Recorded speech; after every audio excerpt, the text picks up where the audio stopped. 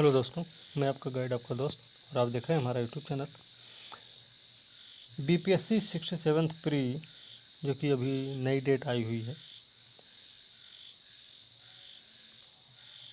ठीक है,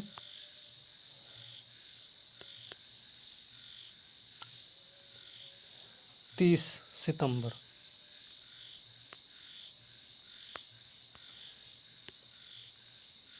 एक बात ये मान के चलिए कि पेपर की जो डेट बढ़ रही ना, तो पेपर का पैटर्न भी अच्छा खासा होने वाला है। कई बार हम बताएं भाई, बोले हैं पेपर का पैटर्न अच्छा खासा रहेगा, तो तैयारी भी बढ़िया होनी चाहिए। ठीक है, फैक्ट के रूप में आप लोगों ने अपने करंट भी तैयार किए होंगे, अच्छी खासी तैयारी भी होगी, क्योंकि पिछले लगभग 1.5 साल तो हो ही रहे हैं आप लोग प्री की ही तैयारी कर रहे हैं। गुंजाइश भी नहीं बचती है, और ये कहने का मौका भी नहीं मिलता कि समय नहीं मिला इसलिए तैयारी पूरी नहीं हो पाई। तो समय अच्छा खासा मिला। हमारे कहने का मतलब ये है कि जो आपने तैयारी किया है, कट ऑफ 110 जाए या फिर जाए 120, ये कहने का कोई मौका नहीं होना चाहिए आपके पास कि ये चीज़ हम कवर कर लिए होते तो हमारा इसके ऊपर होता, ये चीज़ हम कर लेते तो हम पास हो गए होते। ये गुंजाइश नहीं होनी चाहिए अब। ठीक है, जबकि आपको 10 दिन का एक्स्ट्रा टाइम मिल चुका है, तो पेपर का पैटर्न अच्छा खासा होगा। जैसा कि 8 मई को जब पेपर हुआ था, आप लोगों ने देखा भी था, कॉन्सेप्चुअल प्रश्न पूछे गए थे। फैक्ट का, करंट में तो वही अच्छा खासा, मतलब कि जो फैक्ट पे हम निर्भर थे उसमें कई सारे लोग बाहर हो गए। फिर वो लोग बताए भी कि 118 सही हुआ, 125 सही करके आए, दावा करते हैं। वो 115 वाले और 125 वाले जो थे ना, अगर बीपीएससी 67 का रिजल्ट आ गया होता प्री का, तो ये लोग पहले ही गायब हो गए होते। ये दोनों पहले गायब हो गए होते। भरोसा रखिए। हाँ, जिसने बता दिया 105 सही बना है, 110 सही बना है, उसका सही था। लेकिन ये वाले सब झूठ बोल रहे थे, गुमराह कर रहे थे एक दूसरे को। गुमराह करके क्या मिला उनको, ये हमें नहीं पता है। तो पेपर का पैटर्न कुछ कॉन्सेप्ट बेस्ड हो सकता है। ठीक है, 8 मई वाले पेपर को ध्यान में रख लीजिए। सबसे पहले ये करंट अफेयर तो चलेगी, वीडियो 3-4 वीडियो में कवर कर देंगे। ये पूरा हम बिहार स्पेशल है, 15 जुलाई 2022 तक का कवर किया गया है इसमें। उससे पहले लेकिन एक चीज़ ध्यान रखना कि जल्दी में जितने भी पेपर्स हुए हैं, वो बीपीएससी 67th प्री है, वो भी उसकी भी बात कर रहे हैं। UP PCS, UK PCS, MP PCS, और भी जो एग्ज़ाम्स हुए हैं अभी हाल में, आरओ यूपी का मेंस का पेपर हुआ है। ये सब पेपर्स ज़रूर पढ़ लेना एक बार। इन पेपरों को पढ़ने का क्या फ़ायदा होगा, सवाल ये भी है। तो भाई आप मान के चलिए कि 15+ रहेंगे। ठीक है, या फिर जहाँ पर आप कमज़ोर पड़ रहे होंगे, वहाँ पे ये 15+ जो है आपका घट के +5 पर ज़रूर पहुँच जाएगा। कट ऑफ से इतना आगे रहेंगे आप। पहली बात तो ये कर लेना है। कहाँ से करेंगे? पेपर मान लीजिए ना भी मिले तो यूट्यूब चैनल पर हमारे एक हमने पेपर डिस्कशन का प्लेलिस्ट बना रखा है, यूपीएससी का भी पेपर, इन सभी पेपरों का डिस्कशन हुआ है उस वीडियो में, उस प्लेलिस्ट में अवेलेबल है, वो आप वहाँ से कवर कर सकते हैं। सारे पेपर हैं उसमें, उत्तराखंड पीसीएस हो, चाहे एमपी हो, चाहे यूपी हो, चाहे यूपीएससी हो, आरओ भी, सभी पेपर उसमें हैं। इतना आपको ज़रूर करना है, कैसे भी करना है लेकिन करना पड़ेगा। ठीक है, बताना हमारा काम था, आपको करना है कि नहीं करना वो आपकी मर्जी है, ज़बरदस्ती कुछ नहीं है। ठीक है, तो फिलहाल आज शुरू करेंगे परीक्षा मंथन, करंट अफेयर देखेंगे हम। इसमें लिखा गया 67वीं बीपीएससी प्रारंभिक परीक्षा। ठीक है, इसमें विशेष आकर्षण क्या क्या है? Bihar current affair, Bihar budget 22-23, Bihar आर्थिक सर्वेक्षण भी है, सामान्य ज्ञान, बिहार का भारत वन स्थिति रिपोर्ट 2021 बिहार का। ठीक है, ये सारी चीज़ें हैं। 15 जुलाई 2022 तक का अपडेशन है इसमें। तो इसमें हम देखेंगे सबसे पहले बिहार करंट अफेयर। कुल मिला के बिहार करंट अफेयर ही है इसमें, पिछले 1 साल का है करीब। तो इसमें सबसे पहले शासन प्रशासन से संबंधित मुद्दे देखेंगे। देख लीजिए कौन कौन से मुद्दे हैं इसमें भाई। शासन प्रशासन है, योजना परियोजना पहल अभियान है, अर्थव्यवस्था, विधि न्याय है, अधोसंरचना परिवहन ऊर्जा है, विज्ञान स्वास्थ्य पोषण है, पर्यावरण पारिस्थितिकी शिक्षा मानव संसाधन, ऐप पोर्टल, कृषि पशुपालन उद्योग, कला संस्कृति विविध है, सूचकांक, चर्चित व्यक्ति हैं, व्यक्तित्व है, चर्चित स्थल, पुरस्कार और परीक्षा उपयोगी समसामयिक स्मरणीय तथ्य भी इसमें शामिल हैं। ठीक है, तो सबसे पहले शासन प्रशासन में देखेंगे, घरेलू हिंसा में बिहार का दूसरा स्थान है। मई 2022 में केंद्रीय स्वास्थ्य मंत्री हैं डॉक्टर मनसुख मंडाविया, नाम याद रखना, द्वारा सर्वेक्षण 5, ये भी ध्यान रखना है, संबंधित रिपोर्ट जारी हुई है। इसमें महिलाओं के खिलाफ घरेलू हिंसा के मामले में बिहार कर्नाटक के बाद दूसरे स्थान पर है। मतलब कर्नाटक पहला है, बिहार दूसरा है, जबकि लक्षद्वीप में घरेलू हिंसा सबसे कम है।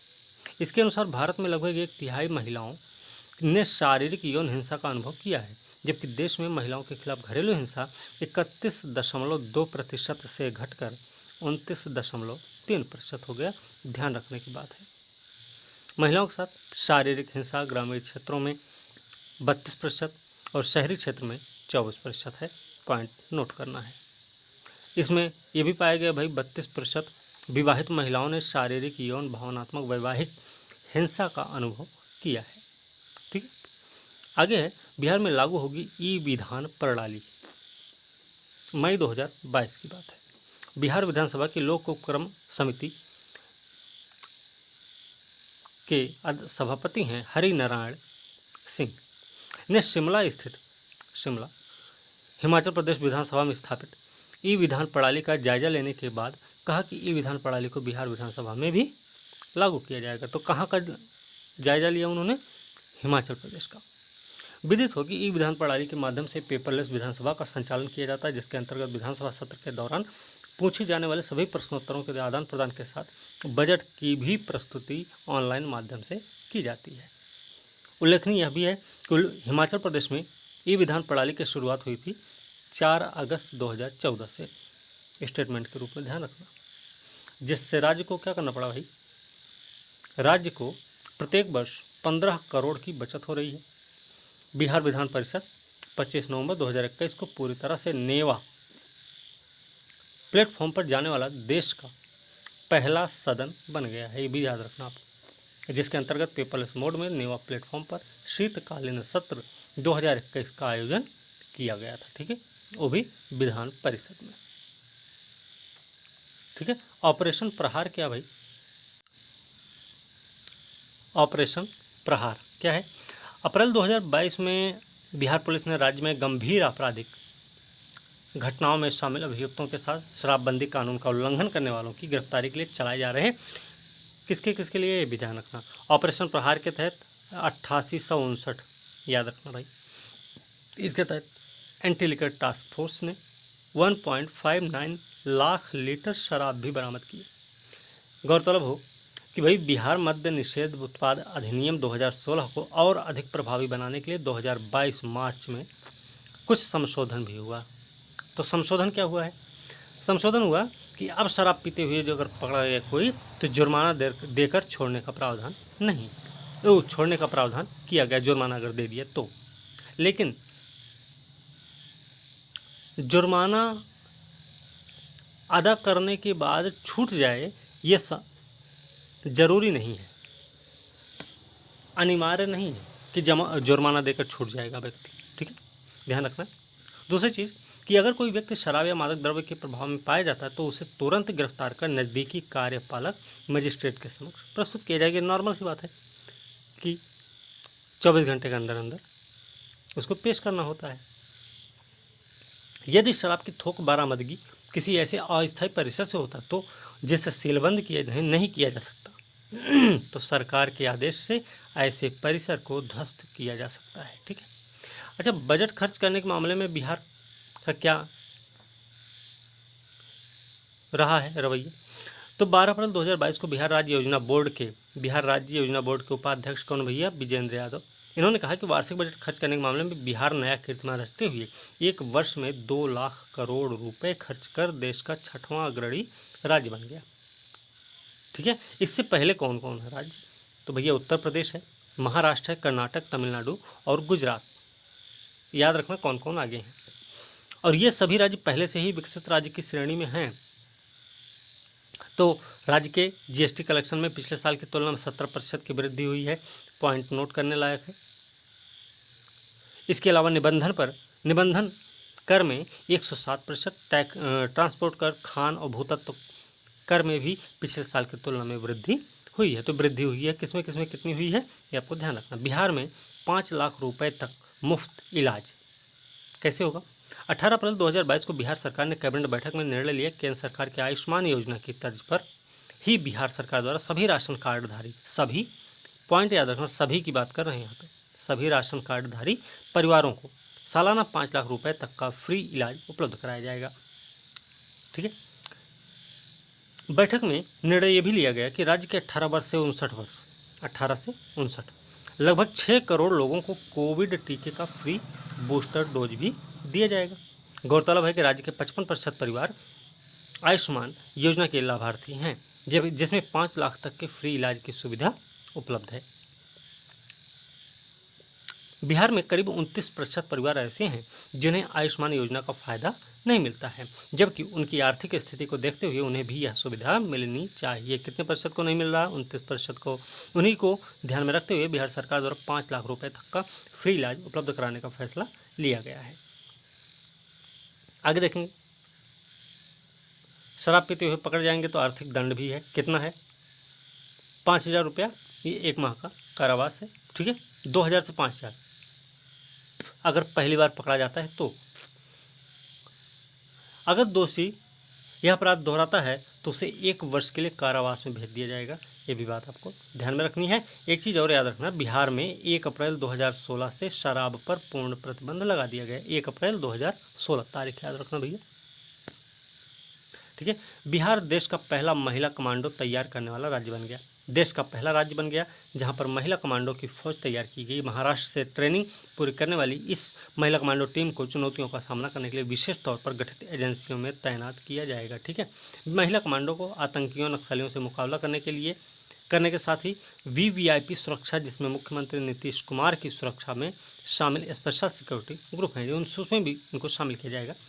आतंकियों, नक्सलियों का मुकाबला करने के लिए इन्हें आतंक विरोधी दस्ता ATS और स्पेशल टास्क फोर्स STF में भी शामिल किया जाएगा। आगे चलेंगे, योजना, परियोजना, पहल, अभियान। तो कोसी मेची नदी लिंक परियोजना, तो क्या भाई 25 मई 2022 को कोसी मेची राज्य लिंक परियोजना के लिए केंद्र सरकार और बिहार सरकार के संबंधित विभागों से पर्यावरण सहित सभी तरह की औपचारिक स्वीकृति प्राप्त हो गई है। विदित हो कि यह बिहार की पहली और देश की दूसरी सबसे बड़ी नदी जोड़ो परियोजना है। देश की दूसरी और बिहार की पहली है जो हर खेत तक पानी पहुंचाने का कार्य करेगी। और यह परियोजना पूरा होते ही पंजाब, हरियाणा के बाद अगली हरित क्रांति कहाँ आएगी? बिहार में ही आएगी। इस परियोजना में केंद्र और राज्य का अनुपात भी दिया गया, 60:40 का अनुपात है। ठीक है। कोसी मेची एक अंतर्राज्यीय लिंकिंग परियोजना है जिसका उद्देश्य है उत्तरी बिहार में मानसून अवधि के दौरान राज्य को सिंचाई लाभ उपलब्ध कराकर बाढ़ और सूखे की समस्या से मुक्ति दिलाना। किसको? उत्तरी बिहार को। इस परियोजना के डीपीआर के लिए 2,78,00,000 रुपए की प्रशासनिक खर्च की स्वीकृति प्रदान की गई। कितना? 2,78,00,000। अब मेन बात है डीपीआर है क्या? तो डीपीआर मतलब है डिटेल्ड प्रोजेक्ट रिपोर्ट। ठीक है। पश्चिमी कोसी नहर परियोजना का डीपीआर 1962 में बना था। 72 में इस पर काम प्रारंभ हो चुका था, लेकिन वो कार्य अभी पूरा नहीं हो सका है। ठीक है। कोसी नहर पर परियोजना। ठीक है। बांका जमुई में लगेगी 200 मेगावाट सौर ऊर्जा उत्पादन की परियोजना। 26 मई 2022 को बांका 75, जमुई 126 में। ठीक है। 200 मेगावाट की सौर ऊर्जा परियोजना के लिए देखिए बांका में कितना है? 75 है और जमुई में है 126। ठीक है। Bihar state power holding company limited. कौन कौन सी कंपनी? ये ध्यान रखना, Bihar state power holding company limited, north Bihar power distribution company limited और south Bihar power distribution company limited का सतलज जल विद्युत निगम लिमिटेड के साथ समझौता हुआ है। ठीक है। वर्तमान में बिहार में 130 मेगावाट की सोलर परियोजनाएं पहले से संचालित हैं। कितनी है? 130। 23 करोड़ यूनिट सौर ऊर्जा प्रतिवर्ष प्राप्त हो रही है। इन परियोजनाओं के पूरा होते ही बिहार के अंदर सौर ऊर्जा उत्पादन की क्षमता बढ़कर हो जाएगी 830 मेगावाट। ठीक है। आगे देखेंगे, इसके अतिरिक्त Bihar state power generation company की सहायता से लखीसराय जिले के कजरा में, कजरा कहाँ है? 200 मेगावाट लखीसराय जिले में है। और भागलपुर का पीरपैंती में 200 मेगावाट क्षमता की सौर ऊर्जा परियोजना भी जल्द लगाई जाएगी। इसमें बैटरी स्टोरेज सिस्टम का भी अतिरिक्त प्रावधान सम्मिलित होगा। वर्तमान समय में कैमूर में 1000 मेगावाट क्षमता की पंप स्टोरेज सौर ऊर्जा परियोजना का प्राथमिकता के आधार पर डिटेल में सर्वे कराया जा रहा है। ठीक है। आगे देखेंगे बेलवा डैम प्रोजेक्ट। क्या भाई? मई 2022 में मुख्यमंत्री नीतीश कुमार ने कहाँ? शिवहर जिला भैया, निर्माणाधीन है शिवहर जिले में बेलवा डैम प्रोजेक्ट का निरीक्षण इन्होंने किया। इसे राज्य सरकार द्वारा मई 2016 में स्वीकृति मिली हुई थी। ध्यान रखना कब मिली थी, ये ना हो कि भैया मई 2016 के ऊपर कुछ पूछ ले तो पता चले नहीं 2016 का करंट पूछे थे, तो ऐसा नहीं होगा। ठीक है। बेलवा डैम शिवहर जिले के पिपराही प्रखंड के बेलवा में स्थित बागमती नदी पर निर्माणाधीन डैम है। यूपीएससी में भी ऐसे ही होता है कि करंट से रिलेटेड बेलवा डैम प्रोजेक्ट होगा तो इसमें पूछ लिया जाएगा इसको स्वीकृति कब मिली थी, ये पूछ लिया जाएगा। बेलवा सब रटे रहेंगे, कब स्वीकृति मिली ये नहीं कोई रट पाएगा, तो ऐसे पूछा जाता। तो ये बिहार में भी हो सकता है। ठीक है। इस प्रोजेक्ट की सहायता से बाढ़ की तबाही का कारण बनी बागमती नदी के पानी को डैम बनाकर खेतों तक पहुंचाने की योजना। नदी का नाम याद रखना, बागमती नदी। बेलवा डैम प्रोजेक्ट निर्माण कार्य का उद्देश्य हेड रेगुलेटर और तटबंध की सहायता से बाढ़ के समय हेड रेगुलेटर से अधिकतम 50,000 क्यूसेक जल प्रवाहित कराकर बागमती नदी की पुरानी धारा को जीवित करते हुए इसमें चैनल का निर्माण कर इसे बूढ़ी गंडक नदी से, किससे भैया? बूढ़ी गंडक नदी से जोड़े जाने की योजना है। इस डैम के पूर्ण होने के बाद शिवहर सीतामढ़ी पूर्वी चंपारण जिले के 4.39 लाख हेक्टेयर क्षेत्र को बाढ़ से राहत मिलेगी। ठीक है। इसमें इन जिलों के 130 राजस्व गांव आते हैं। इसमें निपुण बिहार परियोजना क्या भाई? अप्रैल 2022 में बिहार शिक्षा विभाग, ध्यान रखना, बिहार के सरकारी स्कूलों में जून के पहले सप्ताह में निपुण बिहार योजना लागू करने के निर्देश दिए गए। इसके तहत बच्चों को क्या होगा? पढ़ने लिखने, अक्षर पहचानने, उसका अर्थ बताने, जोड़ घटाव, आयुष सापेक्ष अन्य संख्यात्मक कार्यकलापों को हल करने में दक्ष बनाया जाएगा। विदित हो कि केंद्र सरकार द्वारा नई शिक्षा नीति 2020 के तहत प्राथमिक कक्षा मुख्य रूप से पहली से तीसरी के विद्यार्थियों के मध्य आधारभूत साक्षरता संख्यात्मक ज्ञान में सुधार हेतु यह योजना प्रारंभ की गई, जिसे बिहार में निपुण बिहार योजना के नाम से जाना जा रहा है।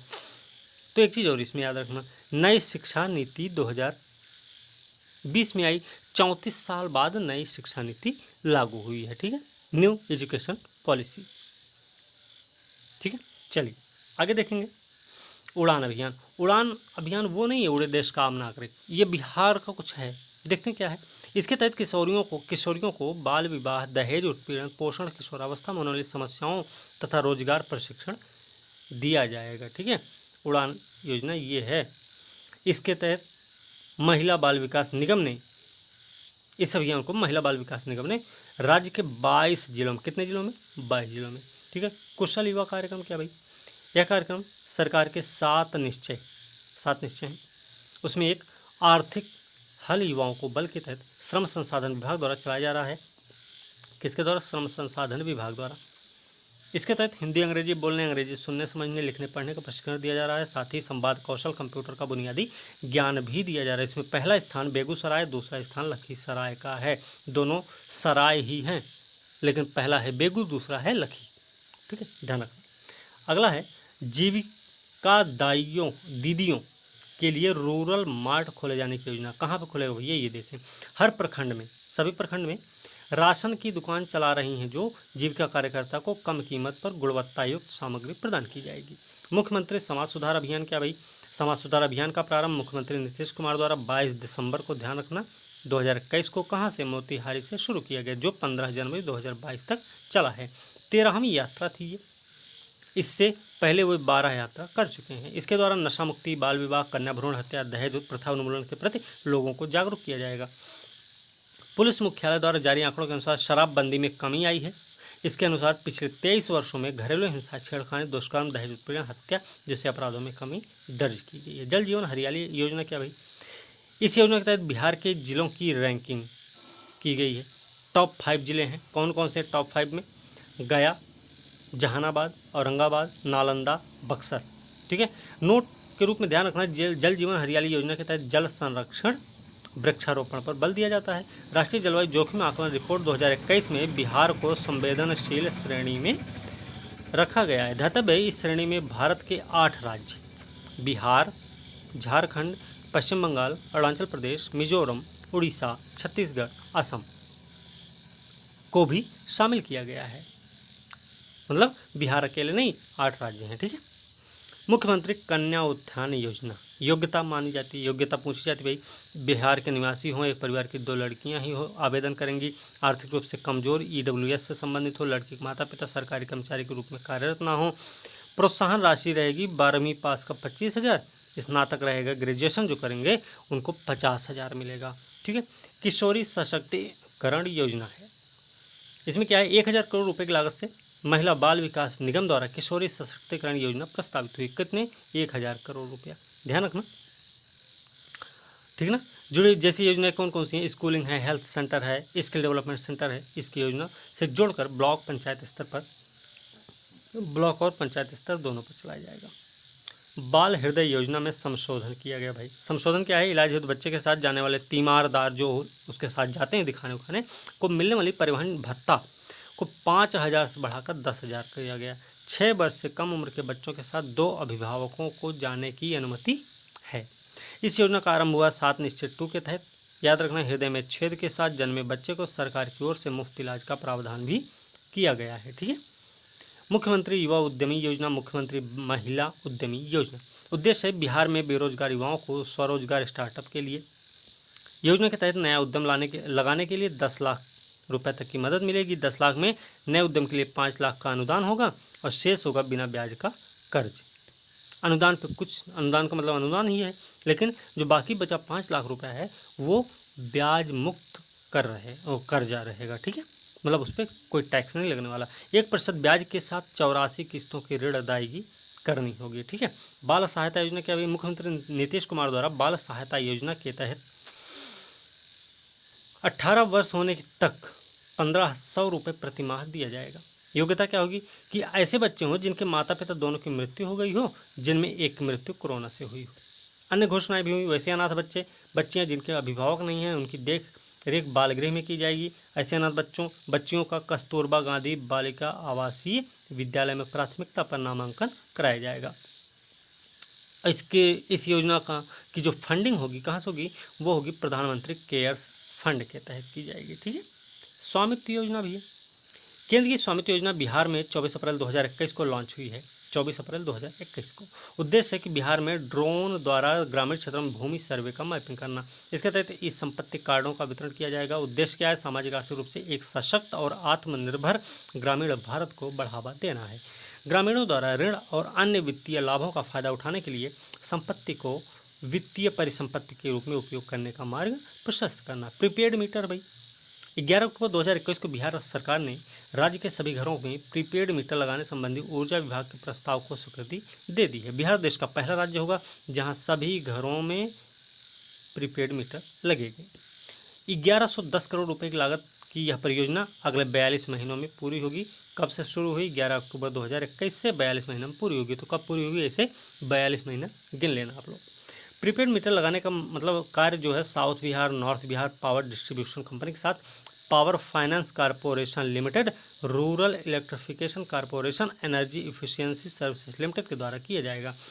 स्मार्ट प्रीपेड मीटर लगाने पर उपभोक्ताओं को बिजली बिल में 3% की छूट मिलेगी। भाई ध्यान रखना, किसी भी उपभोक्ता से अतिरिक्त राशि नहीं ली जाएगी, खर्च का वहन बिजली कंपनियां करेंगी। फिर है price monitoring and resource unit. क्या भाई? अक्टूबर 2021 में बिहार सरकार ने राष्ट्रीय औषधि मूल्य निर्धारण प्राधिकरण की तर्ज पर बिहार में भी price monitoring and resource unit के गठन को मंजूरी प्रदान की। विदित हो कि बिहार में दवाओं की कालाबाजारी, मनमानी कीमत वसूली पर नियंत्रण के लिए औषधि नियंत्रण निदेशालय के अधीन इसका गठन किया जाएगा। ठीक है, ध्यान रखना। इस यूनिट की प्रमुख जिम्मेदारी क्या होगी? कैंसर, शुगर, ब्लड प्रेशर, हृदय रोग, किडनी से जुड़ी बीमारियों की दवाओं का मूल्य नियंत्रण करने की होगी। इस तरह की यूनिट निर्माण करने वाला बिहार देश का कौन सा राज्य है? 16वां राज्य बन गया है। इससे पहले कौन कौन है? उत्तर प्रदेश, केरल, उड़ीसा, गुजरात, राजस्थान जैसे राज्यों ने भी इस यूनिट का गठन कर रखा है। ठीक है, गंगा जल उद्वाही योजना। क्या ये? 6 अक्टूबर 2021 को मुख्यमंत्री नीतीश कुमार के द्वारा गंगा जल उद्वाही योजना के कार्यों की समीक्षा हुई है। ठीक है, इसमें क्या भाई कि बिहार सरकार की एक महत्वाकांक्षी योजना है, ध्यान रखना है। राजगीर, इसके द्वारा राजगीर, गया, बोधगया, नवादा के लोगों को शुद्ध पेयजल उपलब्ध कराया जाएगा। इस योजना का कार्य मार्च 2022 तक पूरा हो जाएगा, मतलब पूरा हो गया होगा, मार्च 2022 तक ही था। जल वितरण का काम जून 2022 तक आरंभ करने का लक्ष्य रखा गया है, तो जून 2022 से इसका जल वितरण का काम भी शुरू हो गया होगा। ठीक है ना। गंगा डॉल्फिन की गणना, गंगा डॉल्फिन गणना करने की घोषणा हुई है 5 अक्टूबर 2021 को। डॉल्फिन दिवस मनाया जाता 5 अक्टूबर को, ध्यान रखना भाई।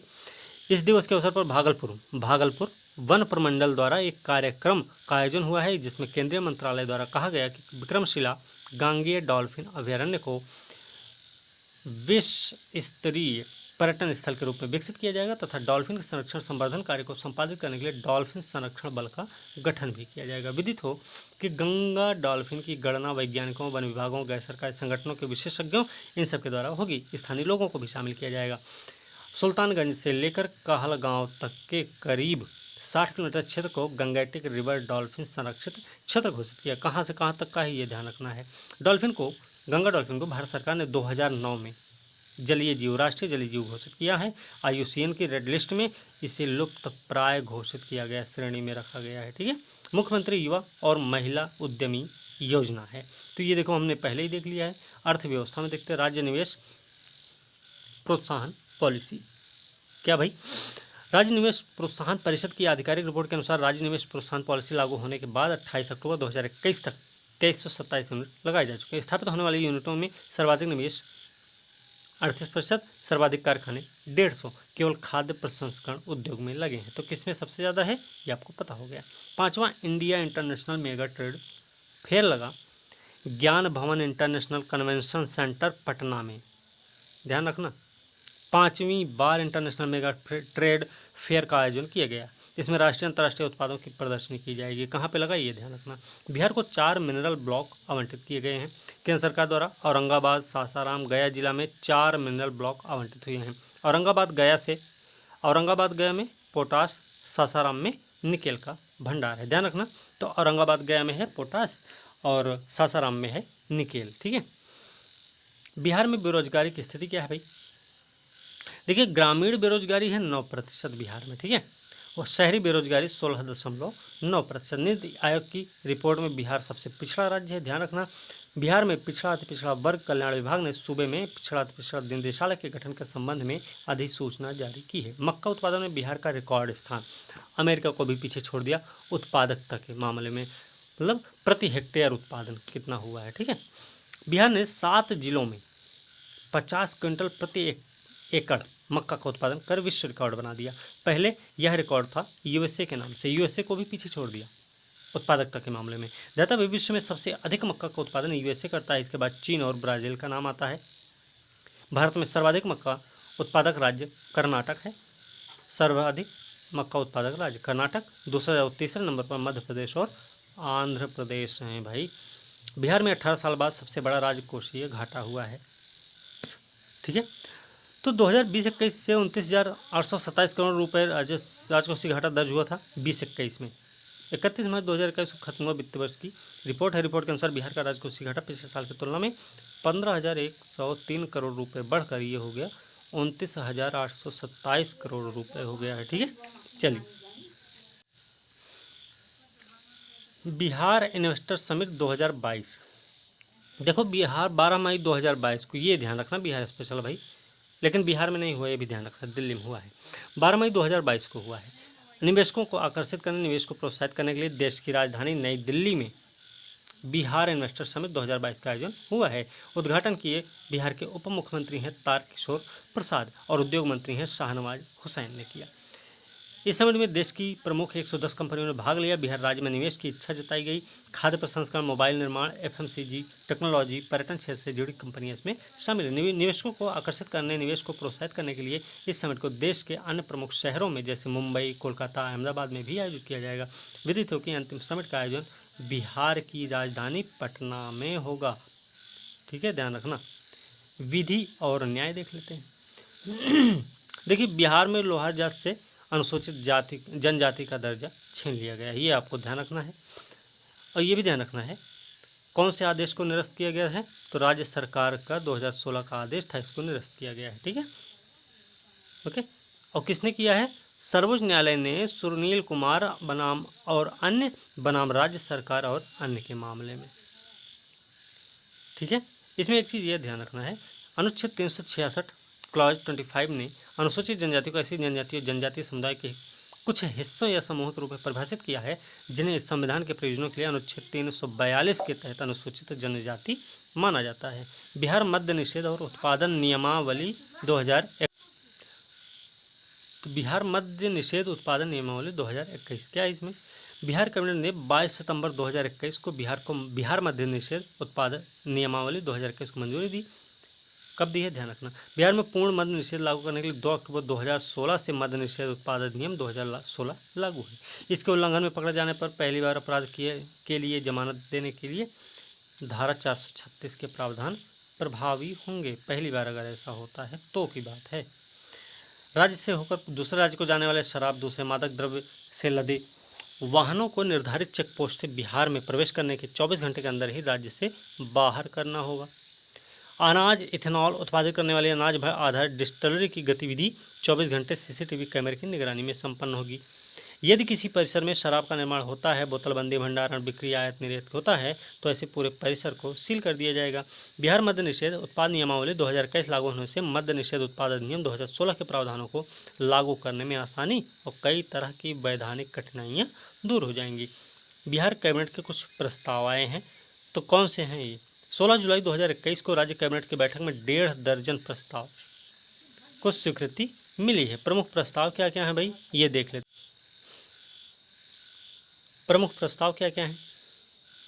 पंचायती राज विभाग की योजनाओं से प्रखंड स्तर पर बीडीओ, जिला स्तर पर डीडीसीईओ को अधिकार मुक्त, इनकी जगह प्रशासनिक सेवा के नए अधिकारी पद का सृजन। पंचायत की योजनाओं के लिए प्रखंड में बीडीओ की जगह प्रखंड पंचायत राज पदाधिकारी जिम्मेदार होंगे। प्रत्येक विधानसभा क्षेत्र में एक पीएचसी और 5 उप स्वास्थ्य केंद्र बनाए जाने की मंजूरी मिली है।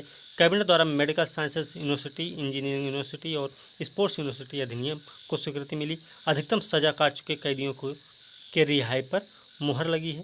ठीक है, अब हम अधोसंरचना, परिवहन और ऊर्जा की बात करेंगे। ठीक है, तो अधोसंरचना, परिवहन, ऊर्जा देखते हैं। जेपी गंगा पथ क्या भाई?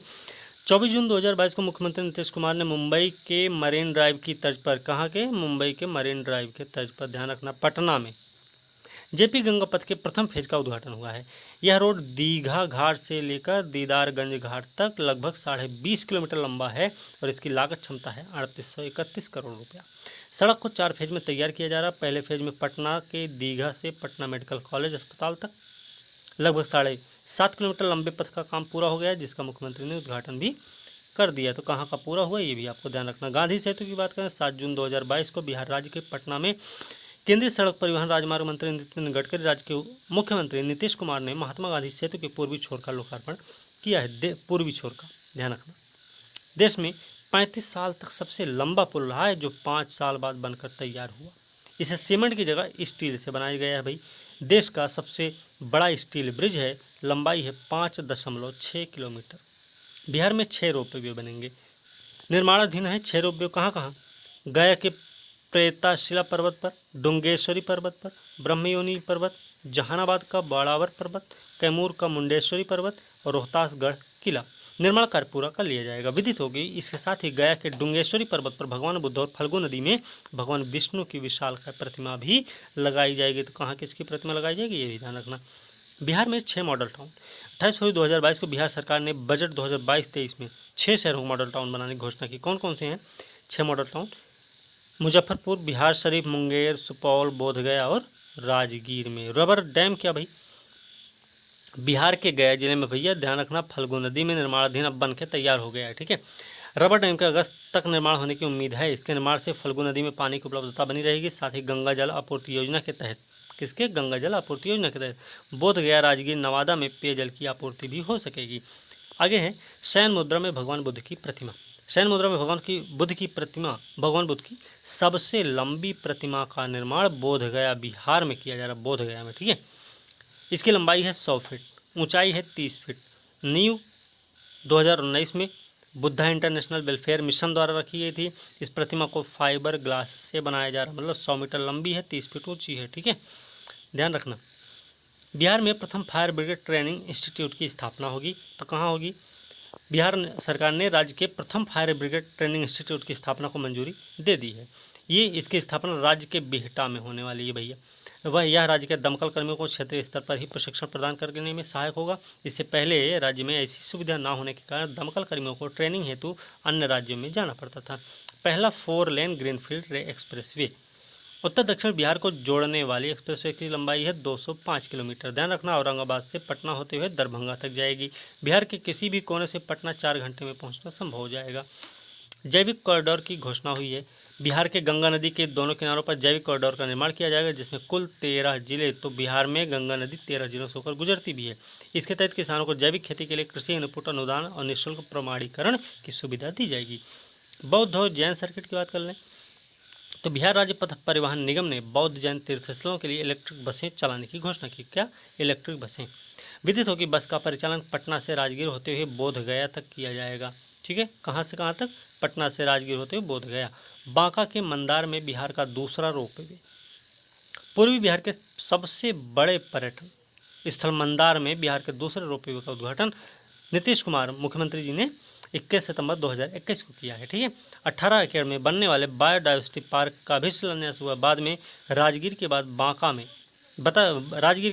में यह राज्य का दूसरा रोपवे होगा।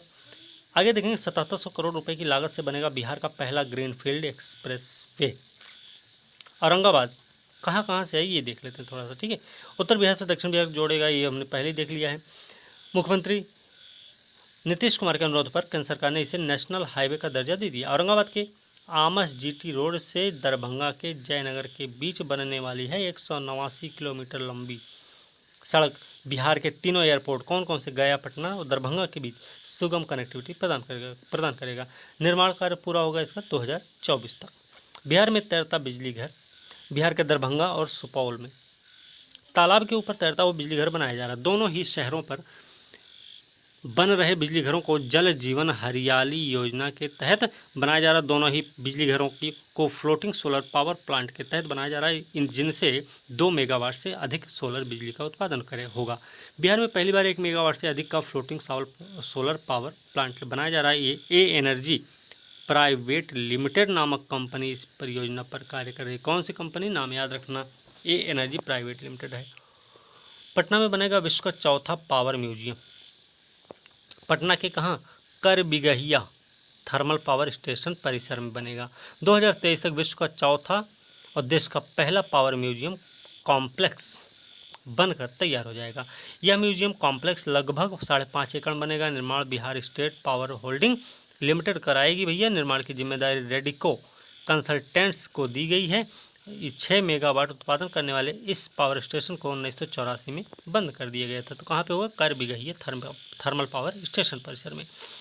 ऐतिहासिक लुक में देखेगा दरभंगा रेलवे स्टेशन।